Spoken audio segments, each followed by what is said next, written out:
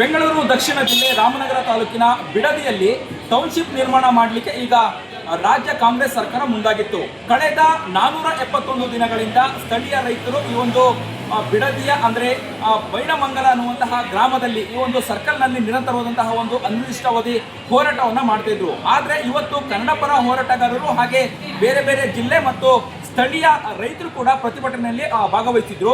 ಈ ಸಂದರ್ಭದಲ್ಲಿ ಏಕಾಏಕಿಯಾಗಿ ರಸ್ತೆಯನ್ನು ತಡೆದಂತಹ ಕನ್ನಡಪರ ಸಂಘಟನೆಯ ಮುಖಂಡರು ಮತ್ತೆ ಸ್ಥಳೀಯ ರೈತರು ಕೂಡ ರಸ್ತೆಯನ್ನು ತಡೆದ್ರು. ಈ ಸಂದರ್ಭದಲ್ಲಿ ಪ್ರತಿಭಟನಾಕಾರರನ್ನು ಬಂಧಿಸುವಂತಹ ಸಂದರ್ಭದಲ್ಲಿ ಪೊಲೀಸರು ನೂಕಾಟವನ್ನ ಮಾಡಿ ತಳ್ಳಾಟವನ್ನ ಮಾಡಿ ಒಂದಷ್ಟು ಗದ್ದಲಗಳಾಯಿತು. ಈ ಸಂದರ್ಭದಲ್ಲಿ ಕನ್ನಡಪರ ಹೋರಾಟಗಾರರಾದಂತಹ ಕನ್ನಡ ಪ್ರಕಾಶ್ ಅನ್ನುವಂತಹ ವ್ಯಕ್ತಿ ಅಸ್ವಸ್ಥ ಆಗಿರುವಂಥದ್ದು, ಹಾಗೆಯೇ ಸ್ಥಳೀಯ ಒಂದು ಕಾರಿನ ಮೂಲಕ ಆ ಒಂದು ಕನ್ನಡ ಹೋರಾಟಗಾರರಾದಂತಹ ಪ್ರಕಾಶ್ ಅವರನ್ನ ಈಗ ಆಸ್ಪತ್ರೆಗೆ ದಾಖಲು ಮಾಡುವಂತಹ ಪ್ರಕ್ರಿಯೆ ಕೂಡ ಆಯಿತು. ಅದಾದ ನಂತರದಲ್ಲಿ ಪೊಲೀಸ್ ವಾಹನದಲ್ಲೂ ಕೂಡ ಕನ್ನಡಪರ ಹೋರಾಟಗಾರರನ್ನ ಆಸ್ಪತ್ರೆಗೆ ಕರೆದುಕೊಂಡು ಹೋಗುವಂತಹ ಒಂದಷ್ಟು ಪ್ರಕ್ರಿಯೆಗಳಾಯಿತು.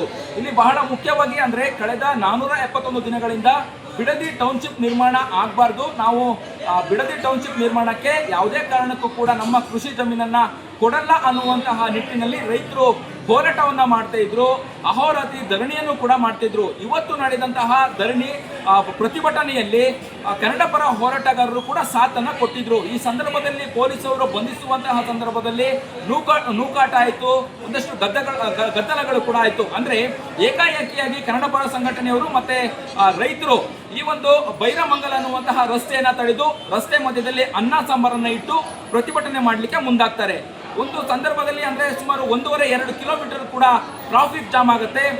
ಸಂಪೂರ್ಣವಾಗಿ ವಾಹನಗಳು ಕೂಡ ಸ್ತಬ್ಧವಾಗುತ್ತೆ. ಟ್ರಾಫಿಕ್ ಅನ್ನ ಸರಿಪಡಿಸಲಿಕ್ಕೆ ಅಂದರೆ ಪೊಲೀಸರು ಹರಸಾಹಸನ ಮಾಡ್ತಾರೆ. ಈ ಸಂದರ್ಭದಲ್ಲಿ ಹೋರಾಟಗಾರರನ್ನ ಏನೋ ಬಂಧಿಸುವಂತಹ ಸಂದರ್ಭದಲ್ಲಿ ನೂಕಾಟ ತಳ್ಳಾಟ ಆದ ಸಂದರ್ಭದಲ್ಲಿ ಕನ್ನಡ ಹೋರಾಟಗಾರ ಪ್ರಕಾಶ್ ಅನ್ನುವಂತಹ ವ್ಯಕ್ತಿ ಅಸ್ವಸ್ಥ ಆಗಿರ್ತಾನೆ. ಇದರಿಂದ ರೊಚ್ಚಿಗೆದ್ದಂತಹ ಸ್ಥಳೀಯ ರೈತರು ಈ ಒಂದು ಹೋರಾಟಗಾರ ಅಸ್ವಸ್ಥ ಆಗ್ಲಿಕ್ಕೆ ಪೊಲೀಸರೇ ಕಾರಣ. ಅವರ ಎದೆಗೆ ಅಂದರೆ ಅವರನ್ನು ಬಂಧಿಸುವಂತಹ ಸಂದರ್ಭದಲ್ಲಿ ಎದೆಗೆ ಪೆಟ್ಟಾಯಿತು, ಎದೆಗೆ ನೋವಾಯಿತು ಅನ್ನುವಂತಹ ನಿಟ್ಟಿನಲ್ಲಿ ಅವರು ಅಸ್ವಸ್ಥರಾಗಿ ಬಿದ್ದರು, ಪ್ರಜ್ಞೆ ತಪ್ಪಿ ಬಿದ್ದರು ಅನ್ನುವಂಥದ್ದನ್ನ ಆರೋಪವನ್ನು ಮಾಡ್ತಿರುವಂಥದ್ದು. ಸದ್ಯ ಈಗ ಪ್ರಕಾಶ್ ಅನ್ನುವಂತಹ ಕನ್ನಡಪರ ಹೋರಾಟಗಾರ ಸ್ಥಳೀಯ ಆಸ್ಪತ್ರೆಗೆ ದಾಖಲಾಗಿರುವಂಥದ್ದು. ಆದರೆ ರೈತರ ಹೋರಾಟ, ಕಿಚ್ಚು, ಆಕ್ರೋಶ ಸರ್ಕಾರದ ವಿರುದ್ಧ, ಪೊಲೀಸರ ವಿರುದ್ಧ ಹಿಡಿಶಾಪವನ್ನು ಹಾಕ್ತಾ ಇದ್ದಾರೆ. ಯಾವುದೇ ಕಾರಣಕ್ಕೂ ಬಿಡದಿ ಟೌನ್ಶಿಪ್ ಮಾಡಲಿಕ್ಕೆ ನಾವು ಜಮೀನನ್ನ ಕೊಡಲ್ಲ ಅನ್ನುವಂತಹ ಕಟ್ಟುನಿಟ್ಟಿನ ಒಂದು ಆಕ್ರೋಶದ ಮಾತುಗಳು ಹಠಕ್ಕೆ ಬಿದ್ದು ಈಗ ಸರ್ಕಾರ ಟೌನ್ಶಿಪ್ ನಿರ್ಮಾಣ ಮಾಡಲಾಗ್ತಿರುವಂಥದ್ದು. ನಾವು ಯಾವುದೇ ಕಾರಣಕ್ಕೂ ನಾವು ಜಮೀನನ್ನ ಕೊಡಲ್ಲ ಅನ್ನುವಂತಹ ನಿರ್ಧಾರಕ್ಕೆ ಸದ್ಯ ಈಗ ರೈತರು ಬಂದಿರುವಂಥದ್ದು. ಕ್ಯಾಮ್ರಾ ಪರ್ಸನ್ ಮಂಜುನಾಥ್ ಜೊತೆ ಅಭಿಜಿತ್ ಗಣೇಶ್, ಪ್ರತಿಧ್ವನಿ ನ್ಯೂಸ್.